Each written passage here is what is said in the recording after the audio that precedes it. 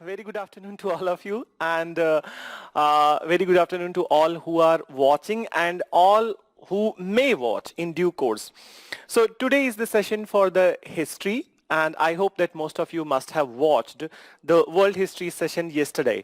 So that history has so many portions, and you know that world history which was covered yesterday, and then ma'am covered before this session. Ma'am covered post-independence history. So my part would be related to the modern Indian history and also ancient medieval history and art and culture. So these three parts which I am the faculty of the Vision IAS, and before saying anything I must write my name on the board.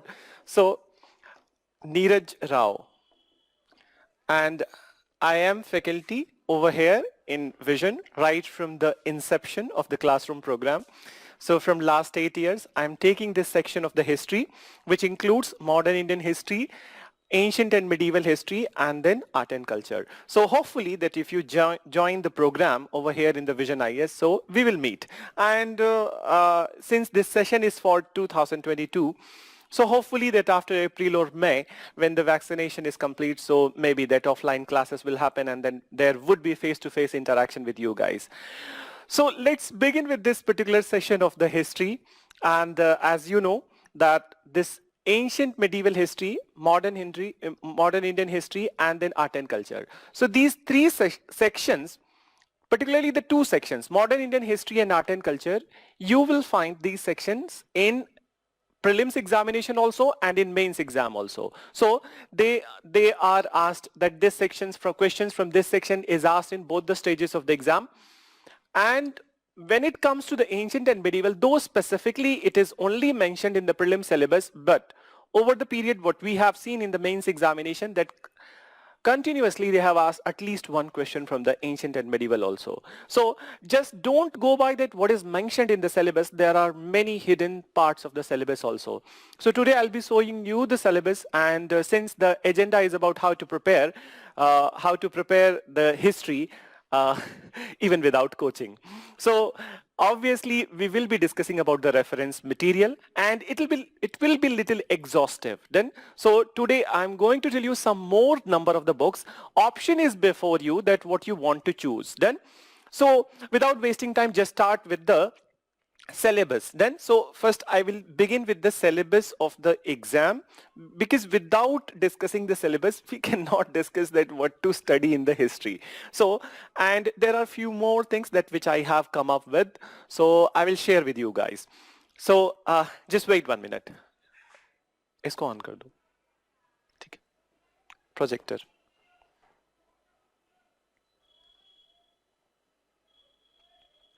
So in the prelims examination, as you must have seen yesterday's session also and today's session also, that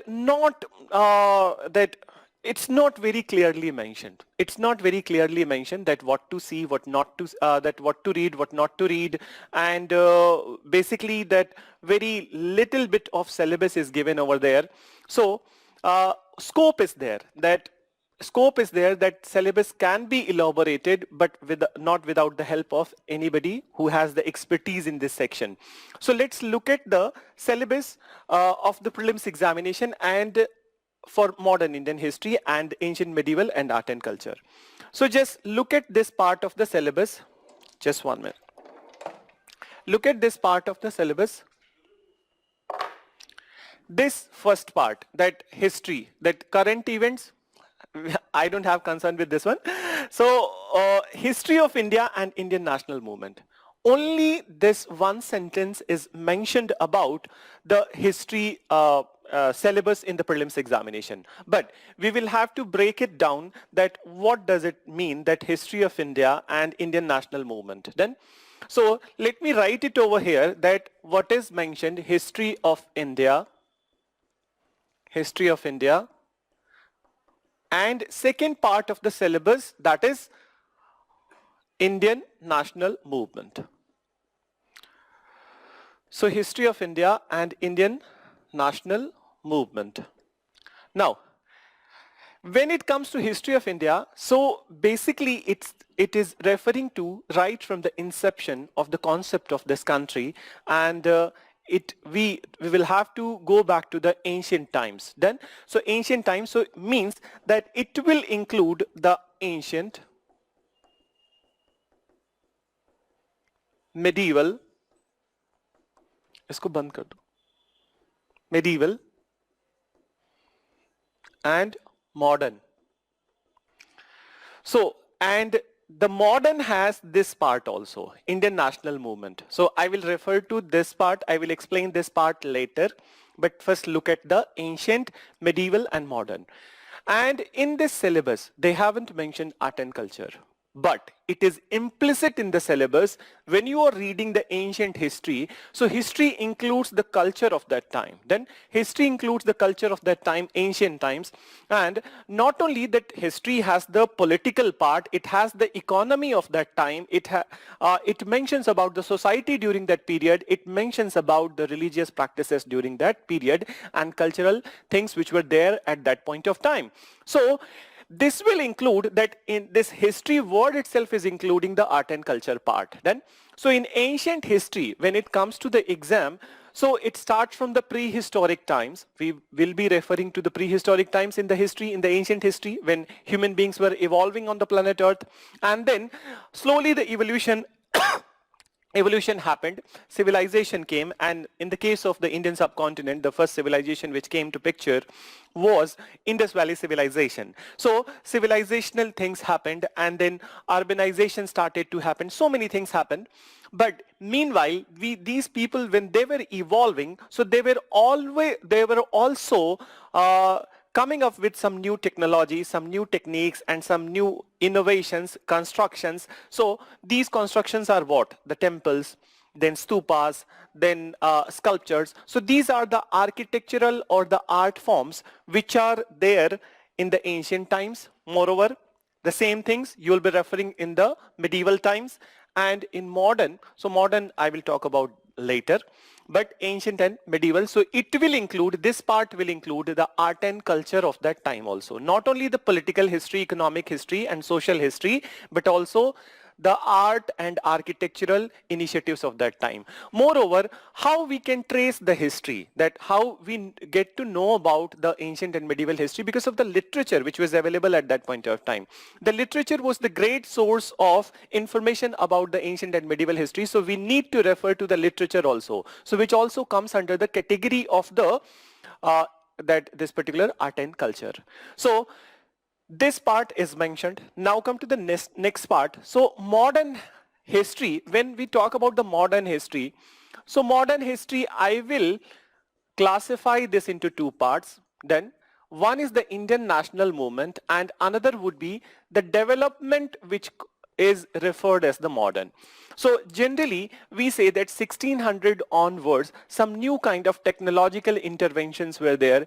Humans were inspired with the seafaring activity and adventure. So this led to so many inventions, and then also you will be studying in the world history, industrial revolution.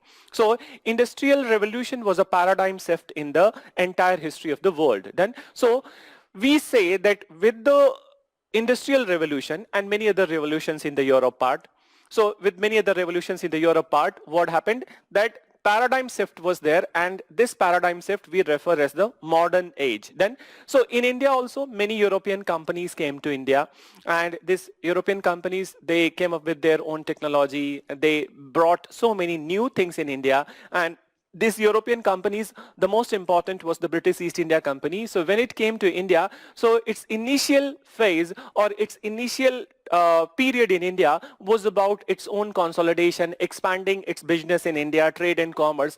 But slowly they acquired political functions in India. With the Battle of Plassey and then Battle of Buxar. So these all instances you will be reading in the history part. So the beginning, the first part of the modern history is about the entry of the Europeans and the developments in the India. What all kind of developments in India. But when we talk about the second part of the history, that is Indian national movement, so it is about the common feeling of the people of India that they are being exploited by the Britishers. Then, so they are being exploited by the Britishers and they are becoming the slaves of this Europeans. Then, so they are becoming slaves of this Europeans. Though in between 1757 to 1857, there were many small expressions of revolt against the Britishers, but it was not on a very large united front. But for the very first time, a very great revolt happened in 1857, where involvement of huge amount of masses participated in it. And though even revolt of the 1857, it did not cover the entire country, but large number of people participated from the North India and Central India. So this was the Great Revolt of 1857. Though it was unsuccessful in its attempt, but it was very successful in one thing, that it implanted the seed of nationalism among the Indians. So India, erstwhile India before 1857, it was a fragmented India because so many kings and kingdoms were there. In fact, when you will be reading that at the time of the 1947, that near about 565 princely states were there in India. So near about 565 princely states were there in India. So what was the case at the time of the 1857? I think that it must be more than 1,000 princely states were there in India. So there was nothing a concept like the nationalism or spirit of nationalism before 1857.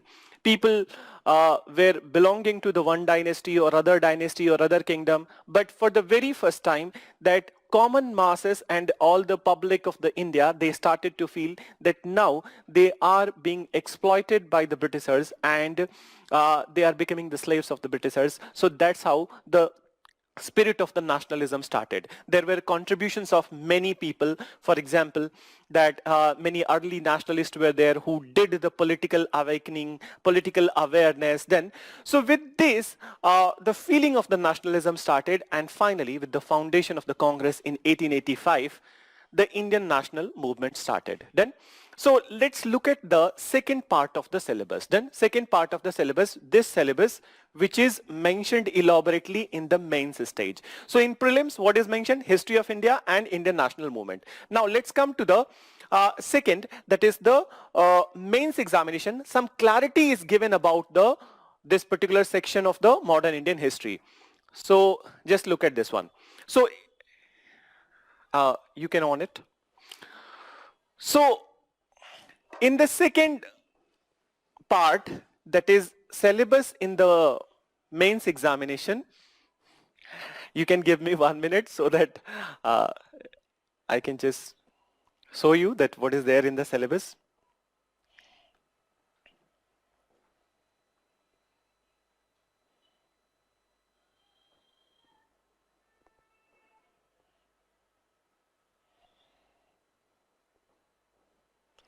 So in mains examination, the syllabus is clearly defined. Then, so syllabus is clearly defined. For example, I'll come back to this particular art and culture part, but here look at the modern Indian history syllabus which is mentioned over here. So what they have done, that they have in the mains part, they have bifurcated the syllabus into the two parts. So you see that modern Indian history, the thing that I was saying to you over here, that modern Indian history, two parts. One is the modern developments, what happened in the beginning, and then after the freedom struggle. So you see that first part, that modern Indian history from about the middle of the 18th century. What is middle of 18th century? It is 1750 onwards. Then so 1750 onwards, and this is also the time when British, two big imperialist power and two big European powers, British and French, they have started fighting with each other in India. So they have started fighting with each other in India in Carnatic Wars, and then happened a very big event, that is Battle of Plassey in 1757. So they are asking that from the middle of the 18th century until the present, significant events, personality is an issue. So here they have mentioned that what they expect from you from this section, that significant event. So for example, I said that this Battle of Plassey, then there was this Battle of Vendée was, which was fought between the British and French. So that is one significant event. Then Battle of Buxar. After Battle of Buxar, Britishers got Diwani right in India. What is that Diwani right? Revenue collection rights in India. So revenue collection rights in India, particularly Bihar, Bengal and Odisha. So this is a significant event. Then when comes to the personality, so who are the important personality? So when you see from the perspective of the 1750 onwards, that perspective of the French from 1750 onwards, so French Governor Dupleix was important personality. Then when we see from the side of the Britishers, so then the British officer Robert Clive becomes the one of the very important personality. And then who in India? So this is also the time when many regional kingdoms started to emerge after the death of the Aurangzeb, and many regional kingdoms, powerful regional kingdoms, their emergence happened. For example, that in Bengal, Murshid Quli Khan, he founded autonomous state of Bengal. Then emergence of the Nizam of the Hyderabad. Then in Mysore, Tipu Sultan and his father Hyder Ali. Then in Marathwada area, Shivaji was already the contemporary of the Aurangzeb, but after his death, the sons and the lineage of the Shivaji was continued by his son Sambhaji and then Rajaram, and finally the rise of the Peshwas. So they are the one. So these personalities and issues related with them, that also we need to discuss, or you will be studying in this part. Moreover, this part also includes that not only the emergence of these regional kingdoms, but at the same point of time in these regional kingdoms, how Britishers started to interfere in the politics of the regional kingdoms, and moreover, how very cunningly, slowly, they consolidated their position in all the regional kingdoms. First, they captured completely Bengal. Then they also, side by side, they also increasing their influence in the Carnatic area. Then they came to Mysore. By 1799, they completely captured Mysore. Then Marathwada area. Marathwada area was finally annexed by the Britishers by 1819, and then came Punjab. The episode ended in 1849. So the Britishers who started their story from the Bengal and Carnatic simultaneously, and slowly they became the lords of the near about 70 to 75% territory of the India. So this was a process which started in 1757, and by 1849, it was almost complete. Then, so they became the rulers of India by, very firmly rulers of India by 1849. So this part would be over here. And issues, so issues, you will be seeing that what all kind of issues were there, issues with the Marathas, then issues with the Mysore. So this part of the syllabus will cover what I said to you. Now come to the second part of the syllabus. Second part of the syllabus, freedom struggle and its various stages. Now, the very first thing that they have identified, that they have said to you, freedom struggle. So this part of the history, they are saying freedom struggle means that the consciousness has happened among the Indians, that nationalism, the feeling of the nationalism has started among the Indians. That's why they want to become free. And there were roles of the many people in making people aware about their rights and how they are being discriminated by the Britishers, or how their rights are usurped by the Britishers. So various stages. So the first stage. So first stage of this, that so many stages are there. So first stage was called as the moderate stage, in which the Indian leaders, were not going kind of in a mass movement manner, or they were not organizing protest or dharna, this all kind of thing. But what they were doing, that they were sending prayers, petition, and they were following the constitutional agitation method to fulfill their demands. But when it didn't seem to be fulfilling their demands, so some of the people from the Indian nationalist, they were so fed up with this kind of policy that from 1905 a new phase of the national struggle started, which was little bit of extremist. I will not say extremist, but little bit of aggressive. And this was the Swadeshi movement. And the decision to start the Swadeshi movement, it was, the original reason was the partition of the Bengal. So these all things you will be studying in the history. I'm not telling you that what happened, what event happened, but just I'm giving you a brief idea that what your syllabus means. So the first stage was the moderate, but second stage onwards, from Swadesi onwards, they started to emphasize on the Indian nationalist leader. They started to emphasize on passive resistance. They started to emphasize on self-reliance. आजकल हम लोग बात कर रहे हैं ना आत्मनिर्भर Bharat. So बोल सकते हैं कि trace कर सकते हैं from Swadesi movement where the self-reliant Atma Shakti, development of the Atma Shakti was discussed. So this is how that various stages, and then other stages of the national movement, the personalities like Annie Besant, Tilak, their personality, their movement, home rule movement, that is one stage. Another stage of the Indian freedom struggle is the Gandhian phase. With the arrival of the Gandhi, there is a paradigm shift in the national movement, because he is emphasizing on the values of the non-violence, truth and non-violence, and then he started his campaign. So he, in his own campaign, there were so many movements like NCM, Roulette Satyagraha, then small experiments at the Champaran, Kheda, Ahmedabad, and civil disobedience movement, and the final one, Quit India movement. So these all stages you will be looking in the second part of the history. Moreover, they are asking important contributors. So in this period, who are the important contributors? So they are basically asking about the important nationalist leaders like Dadabhai Nehruji, like Gopal Krishna Gokhale, Mahatma Gandhi, Jawaharlal Nehru, Sardar Patel, Subhash Chandra Bose, B.R. Ambedkar. So they are the contributors and their contributions. So what was the contribution of the Bose? What was the contribution of the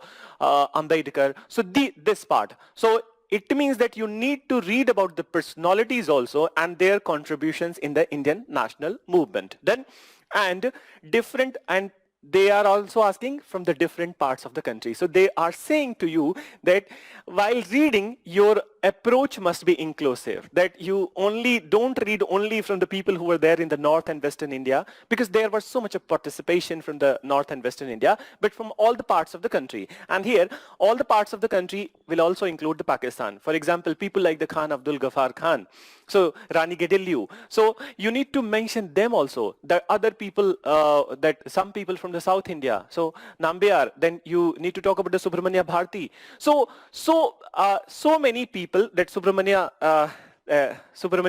not Swami. So these all people you need to read and you need to know about their contribution. So this is what is mentioned in the main syllabus. So you get a fair idea that what is expected, is expected from that particularly that what you need to read and how you can do the value addition in your modern Indian history preparation. So after this, I will be giving you some ideas about not ideas, but I need to discuss some things related to the trend of the exam and basically the number of the questions from this section. So here I have combined three things, that is ancient history, medieval history, and then art and culture, and also modern Indian history. So just to give you a little bit of idea, since you have decided to start the preparation, so you must have beforehand information that how many questions are asked from one section in the prelim examination. So trend analysis of the prelims examination, I have not included the 2020. I'll tell you what is there, that number of the question. So you see that 2011 was the very first year when this CSAT pattern of the exam started. Then means 100 question in GS paper 1 and 80 questions in CSAT paper 2. So 2011 it started, and number of the questions in this section, ancient, medieval, and plus modern Indian history and art and culture. So 100 में से कितने questions? So in 2011, 15. Then you see 2012, 19 question from these three sections, 13, 16, then 22 in 2014. So it makes near about 22% of the paper from the history section only. Then you see 16, 17, 15, 21, 16, and this year 2020, it was 17 question. So average कितना ले सकते हो? Average you can make 16 to 17 question you can always expect from the history part. So 16 to 17 question you can always expect from the history part, which will be the modern Indian history, and major chunk would be from the modern Indian history and art and culture. There are 1 or 2 questions. Some years they do ask for 4 questions, but otherwise 2 questions you can expect from the ancient medieval, 2-3 questions from the ancient medieval, and rest of the question, 13, 14 questions you can expect from the modern and art and culture. The general trend in art and culture is average they are asking 5 questions, and general trend in the modern Indian history, average they are asking 9 questions. So 9 questions average from the modern Indian history, 5 question average from the this particular art and culture. So 9 and 5, 14, and 3 questions average from the ancient and medieval. So this is the breakup. If you want, I would write. So MIH average 9, ancient medieval average 3, and art and culture average 5. So average comes around 17. So 17% of your paper is from this section. Not just prelims examination, but also look at the trend in the mains examination. So trend in the mains examination. So as I said to you that mains exam में जैसा syllabus में mentioned है that MIH modern Indian history is there, the 2 parts of the modern Indian history, and art and culture is mentioned. But I said to you in the beginning itself that art and culture comes through the route of the ancient and medieval. Then so comes through the route of the ancient and medieval. So there is no big difference between the ancient, medieval and art and culture. In fact, you will have to read, revise whatever you have studied during the prelims preparation in the ancient and medieval. So you must be revising it in the mains exam also. So let's look at the number of the questions. So GS paper 1 and GS paper 1, generally how many questions are there in the GS paper 1? 20 questions they are asking. But 2013, since it was the first year, so 25 questions were there in the paper. But then onwards, they started to ask 20 questions in the GS paper 1. So first year 2013, out of 25, 8 questions from the history, art and culture. Good chunk. Then 2014, from here onwards, now the question number is 20. यहाँ तक 25 था, ये out of 25 8 है. Here you see 2014, 20 out of 28. So means 40% of your GS paper 1 is history and art and culture. Then 15-7, there was this trend that 2016-17, 16 and 17, they asked little less number of the questions. So less number of the questions, and 2018 and 19 also less number of the questions. But expecting at least 7 questions this year. Then so, and here listen to this part. I have not included world history, which is part of the, you must have seen yesterday itself, that world history part. So you can add at least 2 questions from the world history in this, and 1 question at least from the post-independence, then in this. So that comes around more than 50% of the paper, GS paper 1 is history, including world history and including post-independence. So I hope that now you are getting fair idea that how many questions are asked from this section. Then I have not seen the yesterday session, so मुझे तो तैयारी नहीं करनी है तो मैंने नहीं देखा. अब तुम्हें करनी है तो तुमने देखा होगा. So I don't know that somebody has discussed about the cutoff or not, but I have come up with this cutoff list also, कि तुम्हें fair idea हो जाए that क्या expect करता है UPSC तुमसे, and then how much that what is the trend in the cutoff, particularly in the prelims and the mains examination. So very quickly I will discuss this with you guys. So let's look at the cutoff marks in the prelims examination, and I have incorporated it from the 2013 till 2018. I will write what was there in 2019 also and 2020 also.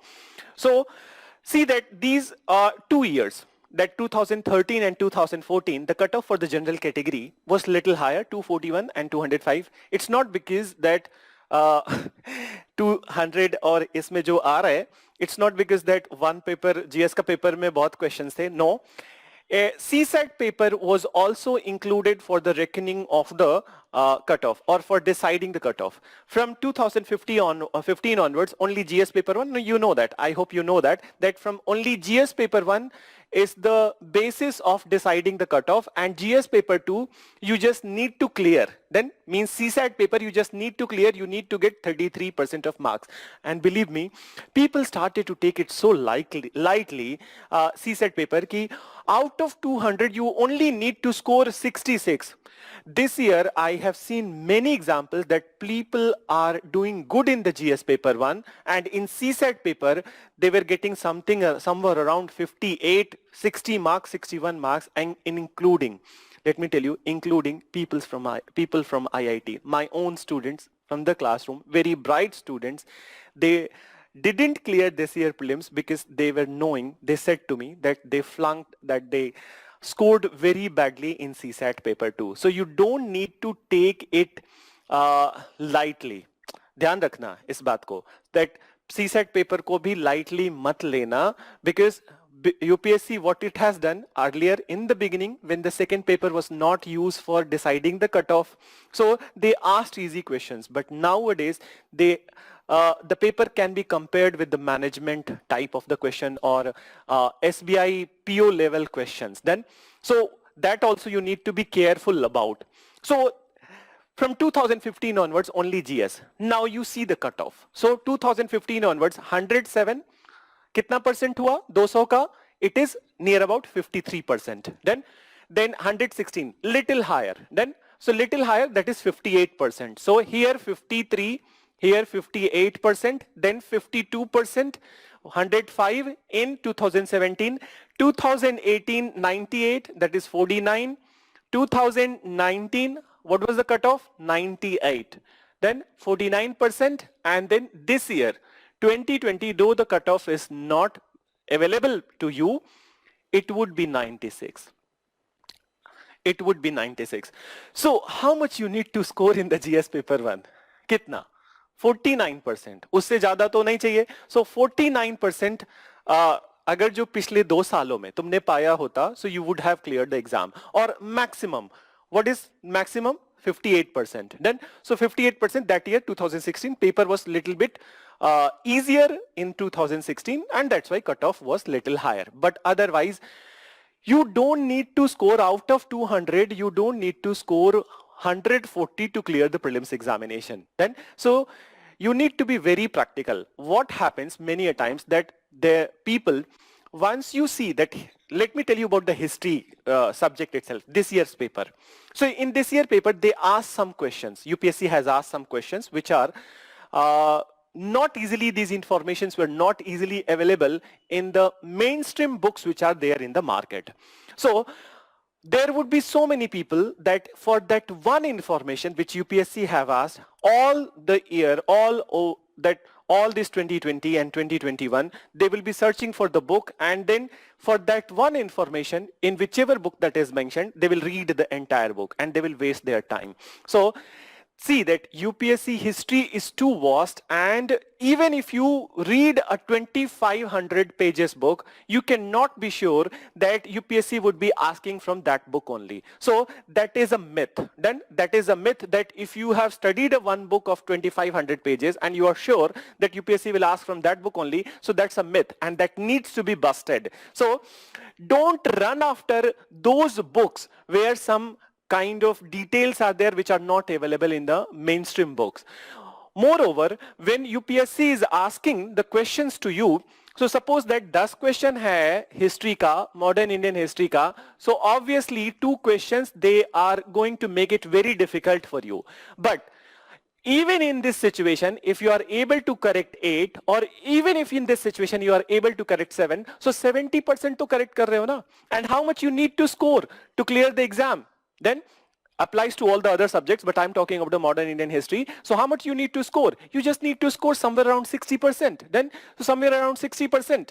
So if you are scoring 60%, or you must score 70%, so you will be comfortably clearing not only the prelims examination, but also the mains examination. That not only the prelims examination, civil services prelims examination, but also the forest services preliminary examination. So both the cutoffs you will be clearing if you are little bit practical in this end.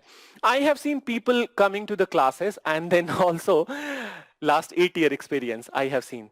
that people are, they are not satisfied with just books which are really very helpful and which will help them in clearing the exam. They want a very big list of the books, and what they will end up, that rather than becoming the district collector, they end up becoming the book collector. This is what is the reality which I have seen.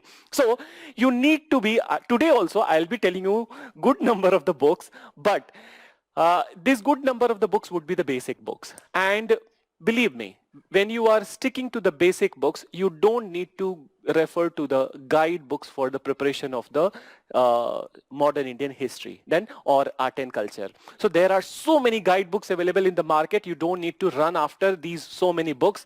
And market is always very enticing. When you enter into the market, so you will see that are ye material pada hai, wo material pada hai. So you will end up buying and you are keeping it on your table, and then it's humanly not possible to read all the material at the same point of time, and you will feel depressed that I have bought this book, I have bought this material, I am not studying.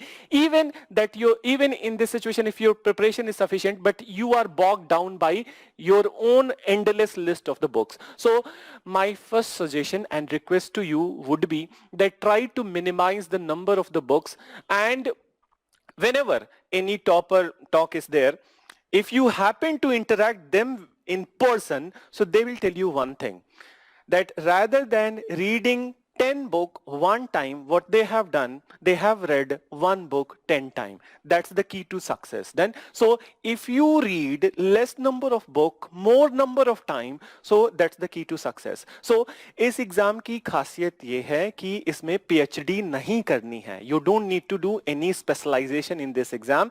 In fact, it's a generalistic exam. Then, so general studies का मतलब होता है कि generally special study नहीं चाहिए तुमको, general study चाहिए. So general knowledge should be there with you. Then so don't run after doing the specialisation in this any of the subjects और any of the topics which is mentioned in the syllabus.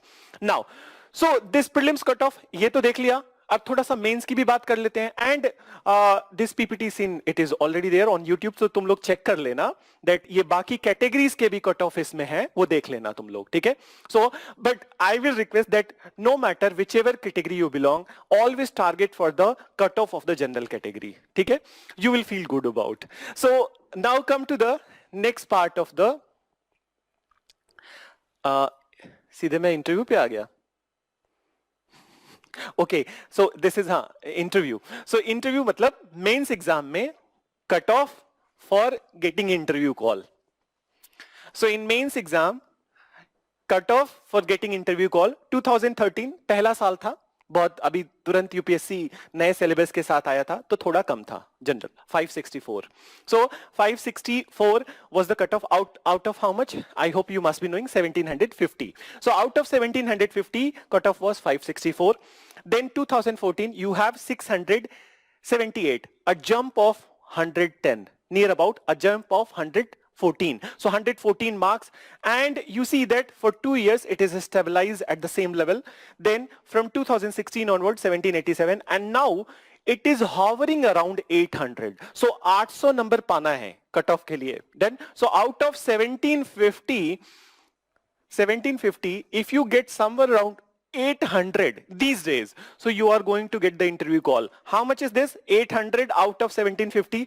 मेरी mathematics अच्छी है, बुरी नहीं है. So it will come around again 46 to 47%. Then so here also you need to score 46 to 47% to get the interview call. Then to get the interview call पहले तो और भी कम था. So see that you can't get, even if you are getting 55%, you are a topper. 58% rank 1. Then 58% rank 1, 55% you are under 10. Then so, and overall 46%, so you are closer to the selection. So this is how you must be preparing once you are preparing. So don't target that complete knowledge, or target क्या, ऐसा दिमाग में भी मत रखना कि सब कुछ रट जाना है, सब याद होगा तभी सिलेक्शन होगा. ऐसा नहीं होता है, ठीक है. और सब कुछ याद नहीं होता है. So you can not remember everything. Then so look at the this particular cutoff, and then you can operate according to the same. Now, ये भी देख लेना, this I'm not discussing rest of the part, but you can see since it would be available to you, so you can refer it later on also. Then after this one, final selection. So final selection. So out of 2050, you see that 2018 का देख लेते हैं, बाकी तुम लोग देख लेना.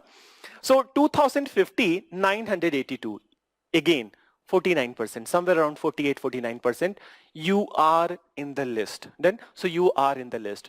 So you need to be very practical while preparing. And these things will assure you that it's not a very difficult exam. But what is required in this exam, that coherent study, and you need perseverance, you need patience, and at the same point of time, hard work accompanied with the smart work. I will not say that only वो अंधभक्त वाली hard work नहीं करनी है. With smart work, you can clear this exam. Definitely you can clear this exam. So it's not one of the toughest exam. When it comes to the toughest exam and nature of the question, so definitely I'll say that it is IITs. Then, but this exam demands efforts from your side. Then, so it demands efforts from your side, and if there are efforts and perseverance, so then definitely you are going to clear. And I have hell lot of examples from my own friends and family, that people who were not even very good in their graduation class 12th May, somebody got 45% in class 10th, and then in intermediate examination also 55%, and then graduation 52%, and the rank was 9th. So yes, I'm not telling you the name, but this is the reality. So what you have studied in your previous schooling years or the graduation, that doesn't matter in this exam. Then what matters, that when you decide to start the preparation, when you decide to jump into the preparation, you must be very much disciplined. Then, and when एक caution दूंगा, when you will be coming to the market, since this time you are preparing from home and then you are seeing all the things online. So इसका एक फायदा है, that once you land up in Delhi or any such examination center, so there are many babas and babis then who will discourage you from कि तुम्हारा तो नहीं होना है भैया, तुम्हारी दाल नहीं गलेगी, you have this much percentage, so they will discourage you, and they will tell you that कि वो तो दारू पी के भी prelims exam clear कर लेते हैं. So this type of examples would be there, but they will discourage you. But you are safeguarded from these all kind of things once you are preparing online. In fact, this is the best thing to do. Then that when you are preparing online, you are just away from these all kind of distractions. And believe me, it doesn't matter that how much you have scored in your previous exams or in your schools and grades. If you do the hard work, and if you have a guru, if you have your mentor, a good kind of mentor, so definitely you are going to clear. I can, अगर थोड़ा और time होता तो मैं बहुत सारे examples clear तुमसे share करता. But let's leave something when you join the classes. So now another thing I'll tell you, that बहुत लोग ये पूछते हैं कि first attempt में clear होगा या नहीं होगा, or how many attempt it is required. So let me be very clear. I have seen many of my friends, many of my close friends, and then students also, many of them clearing in the very first attempt, even when they were not very sure. They themselves were so circumspect about themselves that ki clear hoga ki nahi hoga, but they cleared the exam. Then they were surprised on their selection. Moreover, the general and the practical thing, practical advice which I'm telling you, exam jab tayari karne aana, you must have the patience, because it may take 2 years or 3 years. And the best attempt, generally what I have seen, the best attempt of students is the second attempt. Done. And till third attempt, they also keep their, if they are reaching till the stages of the interview in the second attempt, so third attempt is also one of the best attempt. But from there onwards, if you are planning for the 5-year plan, so then third year ke baad, the enthusiasm and then all the zeal for the preparation, it starts to go down. Then, so try to prepare, try to clear exam in very first 2-3 years, and don't make 5-year plan. But इतना patience होना चाहिए कि 2 साल लग सकता है और 3 साल भी लग सकता है. सो इतना पेशेंस लेके आना एग्जाम में. And this is not a exam where you will become the master of everything in just 1 year. It needs rigorous preparation. Then, so rigorous preparation, and then what I said to you, that rigorous efforts. So this is the one part. Now let's come to the reference material. So reference book के पहले मैं कुछ और भी बताना चाहूंगा class के benefits. So let me share some questions with you that how you will be approaching the questions. Can you put it off for 1 minute? So I will share some questions and how you'll be approaching these questions. So generally, and the difference between the UPSC examination and the other examinations which are conducted, that administrative examinations which are conducted in India. So for example, that when we see the state PCS examinations, particularly in North India, many of you must be from North India. So these states like the UP, Bihar, Madhya Pradesh, and then Bengal, Rajasthan, these all areas. So when you see the paper, they do ask very factual question, and history is a subject more of a fact. Then so more of a fact, so they ask type of the question you are bewildered that अरे यार ये तो कहाँ से आया. Then इसके लिए कौन सा किताब पढ़ोगे? But that's not the case with the UPSC. UPSC is not fact oriented body, and in fact that even in the history, even in the art and culture, they do ask questions if where you apply your mind, you can crack the question and you can easily arrive at the answer. So I will tell you one example, one or two examples, some questions with which it will be clear to you that what kind of questions UPSC asks. Though I don't have the scope to share so many questions with you, but I will be sharing at least some questions. So let me write that one question which was asked, I think, in 2014 or 15 prelims examination. So what was this question? Question was that which of the following, let me write it. So which of the following is a sun temple? Then, so which of the following is a sun temple? Then option 1 was, it was written Arsavalli. Then 2, Amarkantak. 3, Omkareshwar.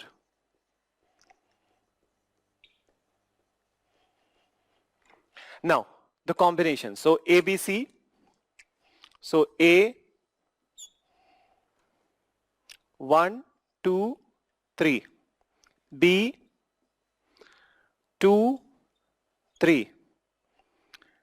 C, 1 only. And D, 1 and 3. Now let's have a discussion on this question, that how you will be solving this question.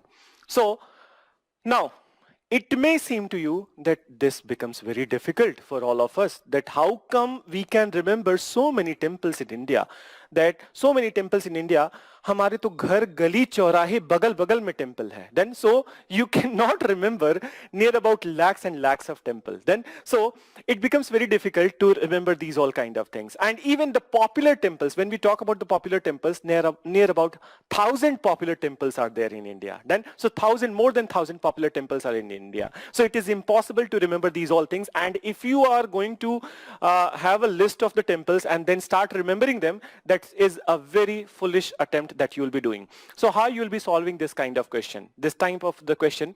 Now, you don't know about the Arsavalli, perfectly fine. You don't know about the Amarkantak, perfectly fine. But you don't, even if you don't know about the Omkareshwar, that is also perfectly fine. Even in this situation, you can mark a right answer. How come? The word Om. दिमाग लगाना है, ठीक है? So Om, which god has the reference of Om? Who is Om? Lord Shiva. So भगवान शिव का मंदिर उनके नाम से ही तो होगा. So you can be confirmed that since Om is mentioned, then so it is a Shiva temple. You got that? Even if you haven't studied, कुछ भी नहीं पढ़ा है तब भी चलेगा. So even if you haven't studied that this is Om का मंदिर, Om means भगवान शिव का मंदिर, so then you can arrive at answer. ये क्या नंबर है?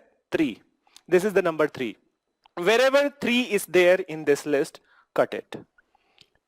Cut it. Cut it. Cut it. Now you have the answer. One only. Arsavalli. Many times people do emphasize that elimination method, but elimination method के लिए दिमाग का application जरूरी है, ठीक है? So when you will be applying your mind, you will arrive at the answer. You don't need to mug up so many things in this exam. This is one myth which also needs to be busted.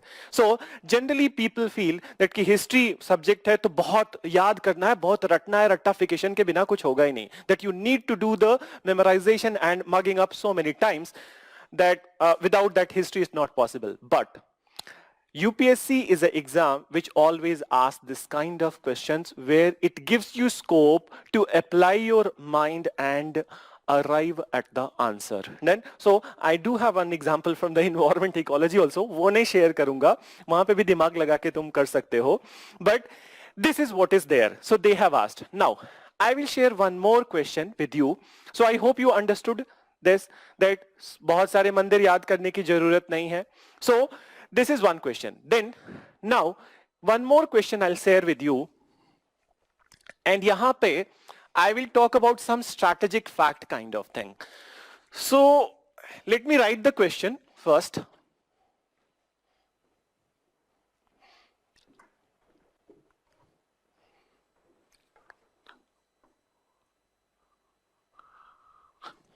Sorry.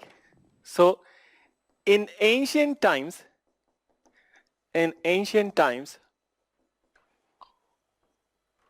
who used to write chronicles? I hope you understand what is chronicle. मतलब जो timeline के साथ history. Then so who used to write chronicles? Though I have written the essence of the question, meaning यही था question का. When you will see in the paper, so थोड़ा elaborate होगा. This is 2016 question. So in ancient time, who used to write chronicles? What all options were there? So let me write options. Option number 1 was Shramana. Option 2, Agrahara. Then option 3, Parivrajak. And option 4, Magad. Not Magad, Magad. So these 4 were there. These 4 options. Now you needed to identify that ABC भी कर सकते हो. मैंने 1, 2, 3 लिख दिया है. So this is ABCD. Now, so here I need to talk about. First I told you that application, how you'll be applying your mind, and then you can go after the elimination. ठीक है? So ये word इतना popular हो चुका है कि सब लोग बोलते हैं elimination. I will say that application of the mind. Then, so now this is about the strategic fact. This question is about the strategic fact. Then, so what is the strategic fact? That in history there are some facts. Then you don't need to remember all the facts, but there are some facts which you need to remember, which you need to memorize. Then so these strategic facts are the ones with the help of these strategic facts you can solve the questions. And in 2016 nobody knew exactly that what would be the answer of this one. Everybody was confused. But here also, if you know those strategic facts, so strategic fact, so you can arrive at the answer. So for example, that I was just reading your, so use little ink. So okay, so I will be using that some other ink like that. I'm using 3-4 ink. I'm trying that it must be visible to you. So now listen, whenever you will be reading will be there in the classes. For example, that my own classes when I'm teaching art and culture. So these all are the terms. These terms are what I classify as the strategic. For example, that Shramana. When I'm teaching Buddhism, this is a word which very often I use in the Buddhism. Then this is the word which I very often I use in the Buddhism and Jainism. So in Buddhism and Jainism, Shramana and Parivrajak, which I use very frequently, and it's not that I use, but whenever you will be reading NCERT, you will come across these words. So Shramana was a tradition. let me tell you, it's a strategic fact. Very often it would be repeated in the Buddhism part, and also the religious movement in the 6th century BC. So in this part, very often these two words would be repeated, and बहुत बार ऐसा होता है ना कि that one word is getting repeated in the course of the time, so you remember. So that is the strategic fact. So this Shramana was the tradition of the reform movement in the end of the Vedic period. So that was the anti-Vedic or the reform movement, and two branches of the Shramana were the Jainism and Buddhism. So you will get to know once you are studying the Buddhism and Jainism. Then another strategic fact is the Parivrajak. Parivrajak meaning, it's a Pali word, and the meaning of this word was the homeless wanderer. Then, so Buddha, when he left his home at the age of 29, he became a Parivrajak. Same way, Mahavir, he also left his home and he became a Parivrajak. आजकल के time पे कोई घर छोड़ता है तो हम उसको आवारा बोलते हैं, ठीक है? But at that point of time, this term was the Parivrajak. I'm not saying that Buddha and Jaina were the avara then, but they left their home for the greater purpose. So the homeless wanderer were the Parivrajak. Now, Agrahara, when I'll be teaching, or whichever book you are reading, so you will read that in NCRT of the ancient history, in Gupta period, you'll read that this was a kind of a land grant, जो ब्राह्मण को दिया जाता था, which was granted to the Brahmin. So these three facts you will be studying in the books which I'll be referring to you, or NCRTs if you are reading the NCRTs, so you will come to know about these strategic facts. So the other method of arriving at the answer, you have studied so many times Shramana. तुमको पता है इसका क्या meaning है? You know what is Agrahara? It is a land grant. So Shramana is a tradition. ठीक है? It was a tradition. Then another is the Agrahara. Agrahara was the land grant. Land grant. And Parivrajak was what? Homeless wanderer. Homeless wanderer. So Parivrajak was homeless wanderer. So now you know the meaning of these three words. Once you are reading the NCRT, you know the meaning of these three words. So what is left that you don't know? Magad. That's your answer. This is the way. And let me tell you, in 2016 when this question came, many students, they started searching here and there that ये Magadha mention कहाँ है भैया, कौन से page पे, किसके किताब में mention है. कभी किसी ने इंटरनेट पे लिख दिया that on page number 234 of the Romila Thapar Early India it is mentioned. I also looked at the page. The page is that particular page of the Romila Thapar. So much of information is there in that page, and in just one line it was mentioned that Magad were the people who used to write chronicles in the ancient time. Nothing extra. And you know that Romila Thapar book which I'm mentioning, it's near about 800 pages book. And 800 pages book, or ek page pe, on one page, so very small font is there, near about 250 words are there. So you cannot run after entire book for just one information. That near about 90% chances are there that when you come across a question in the UPSC which may seem difficult to you, have patience, try to break the parts of the question, read each section very carefully, and try to think that kahin padha hai tumne, what is the meaning of this word, then you can arrive at the answer. I hope you're understanding. So I cannot share so many things, so many questions with you. And there are a few things left, because once you join the course, so obviously we'll be discussing those things with you. And so many other methods would also be discussed, but I just wanted to highlight this part, that how you'll be approaching the exams. It's not just about that. You need to clear this myth that UPSC is about the memorization, or history in the UPSC is about memorization. No. You need to remember some strategic facts, but not everything. Then one more concern which I need to address at this point of time, that many a times people are concerned about, sir, do we need to remember the exact dates? Since history subject, so many dates are there. So when you look at the UPSC previous year papers, UPSC is not hell-bent on the dates. Then you don't need to remember dates, but what I'll say, periods you need to remember. For example, that Delhi Sultanate, though 1206 to 1526. Then period of the slave dynasty, 1206 to 1290. So near about, you don't need to remember exactly 1290, but when you are reading, so apne dimag mein aisa idea rakho that 1206 to 1290, near about 80 years. that these people were there. So a rough idea you keep in your mind, and that's how you will be remembering these things. Exact date is not to be remembered in the history, particularly when you are going for the civil services examination. But same thing doesn't apply to the state PCS examination. Different approaches there, where there you need to remember the dates, but civil services में नहीं ऐसे जाना है, ठीक है? So don't be too much concerned about remembering the dates. Now, so apart from the dates, so now come to the, I didn't mention that art and culture syllabus with you. एक बार art and culture syllabus mention कर लेने दो, and then after I'll tell you the books that you need to refer. Then, so, हाँ. So give me a minute. So give me a minute that I'll show you the art and culture syllabus. उसको देख लो थोड़ा सा, that in mains part what is mentioned in the art and culture syllabus. So what is mentioned in the art and culture syllabus, and then I'll share the reference books with you.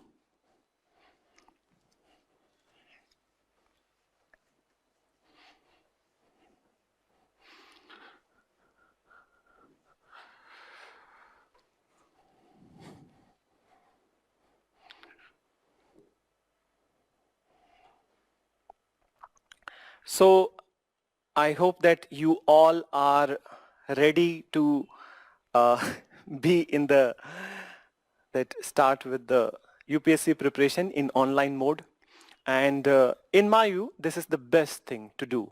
That online you are at your home, and you have the comfort of the home, and at the same point of time you are away from the distractions, and this is the best time to start. And moreover, I do feel that this since you are starting for the 2022, but 2021, if somebody is going to give exam in 2021, this is the best year, because I do feel that many people have left the preparation, or they have just put it on abeyance. So this is the best time that you can go with. And moreover, work from home is also there, so online is the best mode to go with.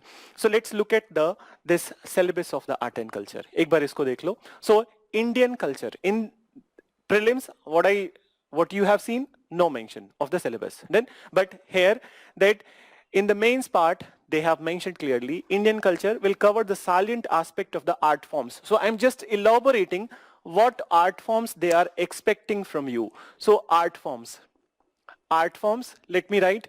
Then second part, they have mentioned literature and architecture from ancient to modern times. So art forms, then literature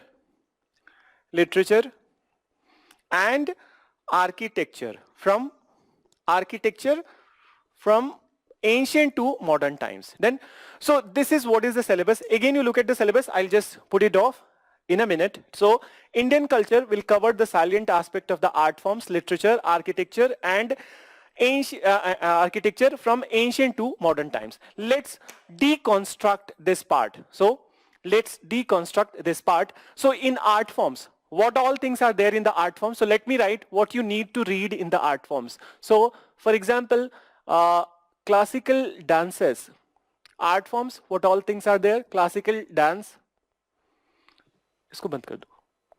Classical music, classical dance, classical music. Then you have painting, theater. There are many other forms also. Folk forms में let's further divide: music, dance, puppetry. So this we can keep under the category of the art forms. Then literature में क्या आएगा? So in literature, Sanskrit literature, you have Sanskrit literature, the mother of many Indian languages. Then you have Pali, Prakrit literature, from which the association of Buddhism and Jainism is there. Then we have the literature from the South India, Tamil literature, Kannada, Telugu, Malayalam literature, Odia literature. So this is talking about the literature, but most important in this section would be the Sanskrit literature. So they are talking about the Sanskrit literature, and Sanskrit literature will include both. That one is the classical literature like the novels, dramas and everything, but one is the Hindu religious literature also, and the religious literature of the Buddhism and Jainism in Sanskrit. So Sanskrit literature, then the categories of the Sanskrit literature, then we have Pali and Prakrit literature, Pali and Prakrit. So they have the relation with the Buddhism and Jainism, Pali and Prakrit literature. Then we need to talk about the Tamil, that is Sangam literature. So Sangam literature, this part, if you want to start the preparation and if you want to read this section, so this is one very important part, Sangam literature. In fact, questions from the Sangam literature not only asked in the prelims examination but also in the mains examination. And Sanskrit is also equally important in both the stage. Pali, Prakrit equally important in both the stage. Then other literature will include some of the classical literatures like Telugu, Kannada and Malayalam and Odia. So these are the classical literature of India. You don't need to go beyond the classical literature. See that I cannot define over here that what is the classical literature or classical language, but this is something that these languages which I have written, Sanskrit, Tamil, Telugu, Kannada, Malayalam, including Odia, these are the classical literature of India, classical languages of India. So at least this much you need to read in the literature part. Then when it comes to architecture, so architecture from ancient to modern times. So ancient में, so कहाँ से start करोगे architecture में? Let me write it over here. So in architecture, so if I'm writing architecture here, so in the ancient, what you need to read, so ancient में देख लो that what all type of architecture. So one of the finest or the beginning of the architecture in the ancient time is the Indus Valley civilization. Then you need to talk about the Maurya architecture. So Maurya art, Maurya, then post-Maurya, Maurya, post-Maurya. So post-Maurya, after the Mauryas, then particularly Indus Valley civilization, you need to study those town planning, those sculptures and everything. In Maurya, stupa construction, very important. The pillars which were there in the Maurya period, you need to read, and the cave construction in the Maurya period. Then in post-Maurya, what is very important? The sculptures of Mathura, Gandhar and Amravati. So that is very important in the post-Maurya that you will be studying. Then after comes in the ancient Gupta period, and you know, what is the trademark of the Gupta period? It is temple architecture. So temple architecture you will be covering in the Gupta period, and then combinedly after the Gupta, South Indian architecture. So South Indian architecture will also include the temple architecture. So basically temple architecture you are reading over here in the Guptas and South Indian architecture. So that is the architecture of the ancient times. Now come to the medieval times. So come to the medieval times. So in medieval times, architecture, so Indo-Islamic architecture, we call it Indo-Islamic architecture. And basically this Indo-Islamic architecture has two features, the two parts. One is the architecture of the Delhi Sultanate and another is the architecture of the Mughals. Then so we can classify it into the two categories. So one is Delhi Sultanate, and another would be the Mughals. So you need to read these all things, and also some regional kingdoms which were there at this point of time in the medieval. For example, Vijayanagar. So Vijayanagar is also known for the temple architecture. Then so that also you will be reading over here. Then in fact that temple architecture of Vijayanagar will be covered over here, but otherwise it comes under the medieval architecture category. Then after the medieval period, who we refer as the modern, so British time. So Britishers, when they came to India, so they introduced their own style of architecture. So in the beginning, Britishers were introducing Indo-Gothic architecture, Indo-Gothic art, and then next they introduced Neo-Roman art. So these all kind of architecture or art forms you need to read in the art and culture syllabus. So this is the list of the topics that you need to read in the art and culture. Okay? So that you need to read in the art and culture. Then religion and philosophy also I will include. That would be the part of though religion, particularly Buddhism, Jainism, and then some philosophies of that time, though it's a part over there in the ancient history itself. But whenever you join the course, so in whichever coaching, I I'm not prescribing you this thing, but whenever you decide to join the course at any place, so generally that part of religion and philosophy is covered over there in the art and culture. So let me mention that also. So one more part in art and culture you need to read, that is religion and philosophy. And very importantly in this religion and philosophy is Buddhism and Jainism. So Buddhism and Jainism are the most important. In fact, you will not come across a single paper of the UPSC in last 15 years where there was no question from the Buddhism. In fact, this is if UPSC examination is a fact, if UPSC conducted exam, even in the pandemic scenario, so it is also true that whenever the UPSC exam will happen, there would be a question from the Buddhism. So such is the importance of this topic, that Buddhism.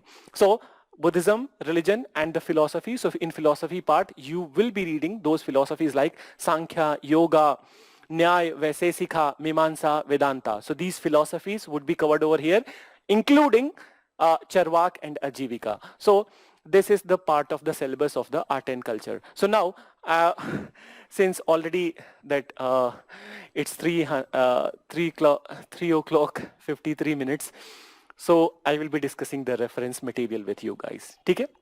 So let's begin with the reference material.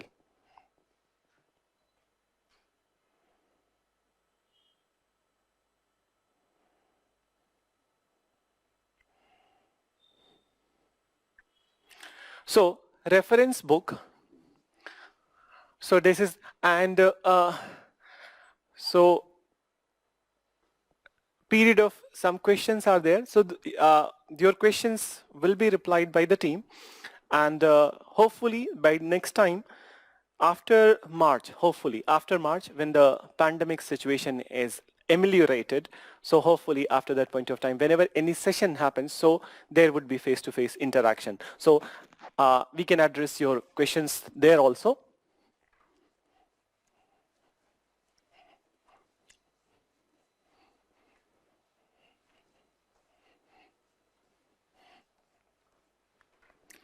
So reference book, then reference book.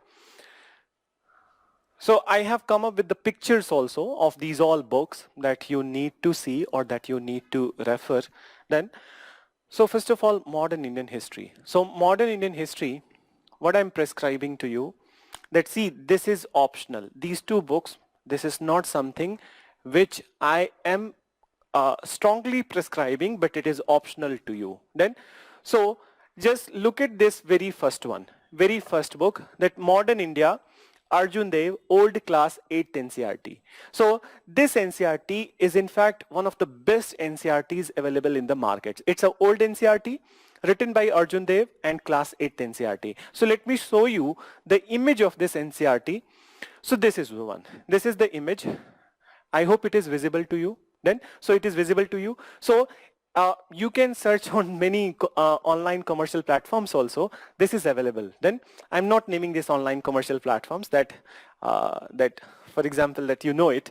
So social sciences part 1, it is mentioned as social sciences part 1, Modern India, a history textbook for class 8. So with this image, if you find on any such commercial platform, that online platform, so you can buy this book from there.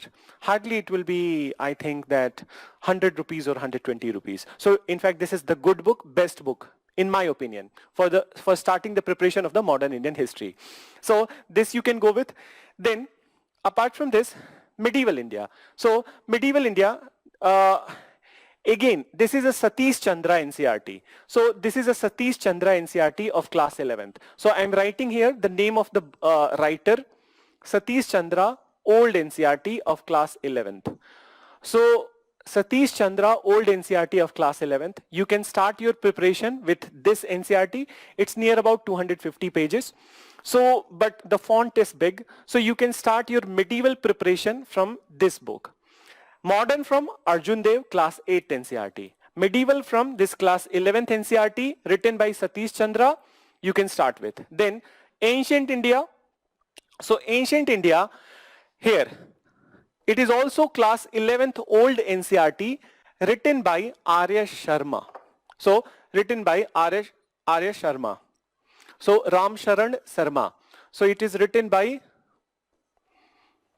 Generally, market में लोग क्या बोलते हैं? R S Sharma. Done. So, but full name is Ram Sharad Sarma. So you can go with this book. This is one of the best books, not only for the ancient history, but also art and culture.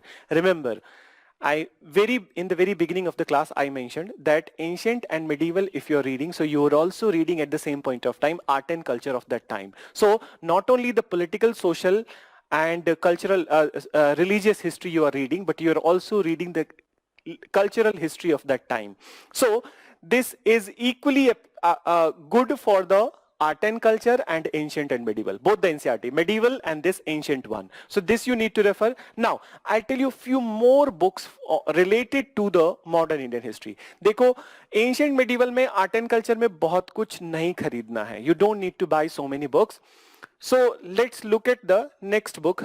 This is optional to you. If you are buying, listen, if you are reading the class 8th Arjun Dev, so please don't go with this NCERT. But if you want to read this book, so don't read Arjun Dev. तो दोनों में से कोई एक पढ़ना.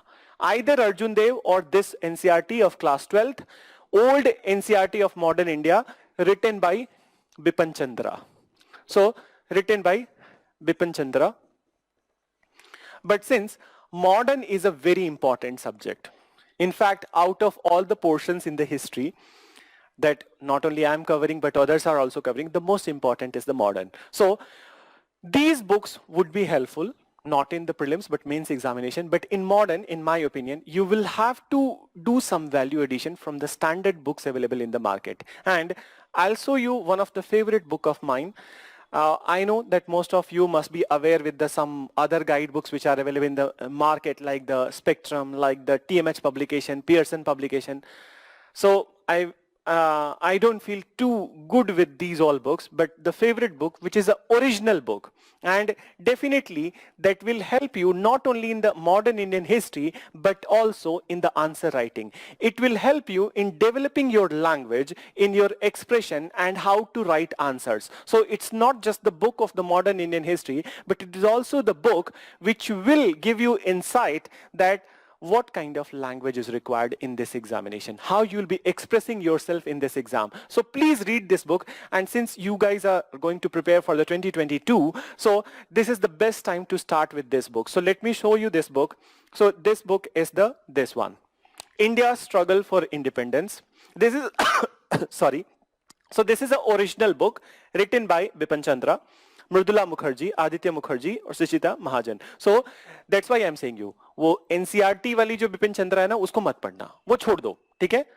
NCERT Bipin Chandra you leave, but this Penguin publication Bipin Chandra, this will help you a lot, not just history, but in fact it's your answer writing skill which gives you scope to fetch extra marks then, so that kind of help you'll get from this book, and you start with this book. Though the book seems to be little bulky, that original chapters which are there in this book, that in the beginning it was just a 527 pages book, but nowadays they have increased the number of the pages, they have included some more parts. So just stick to those chapters which are related to, associated with freedom struggle. Don't read the post-independence from the book or other chapters, but first 39 chapters, let me tell you, first 39 chapters of this book you read, and it seems like a novel. Then the story flows, then so the way it has been written, there is a flow in the book. So you will not feel like that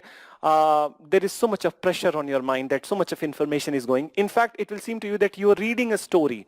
So that way it helps. And moreover, often people can get confused that story hai to isse kya puchega. No, it's the story which helps you in remembering the facts, and moreover, it's equally good for the prelims examination.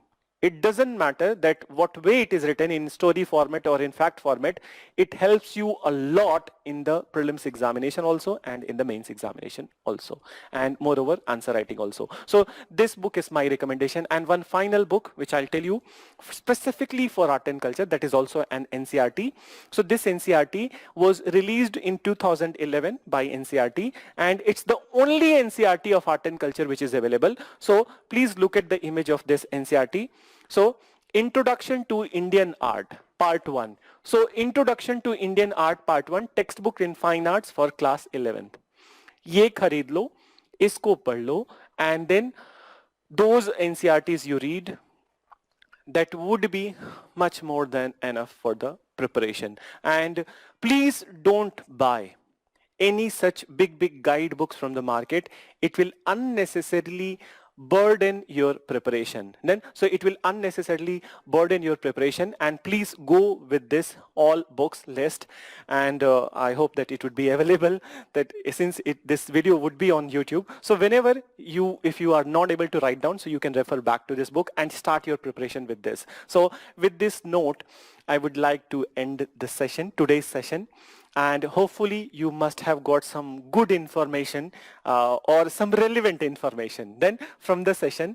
And I am very hopeful that many of you who are online right now, who are watching, you must be joining us then. So with these notes, I will thank you all from bottom of my heart for this participation and for your viewership. So thank you and all the best for your exams, and not just exam, for your life. Exam is just one part of the life. Then you need to be very happy, and you must be very happy. So all the best for your life and this exam. Thank you.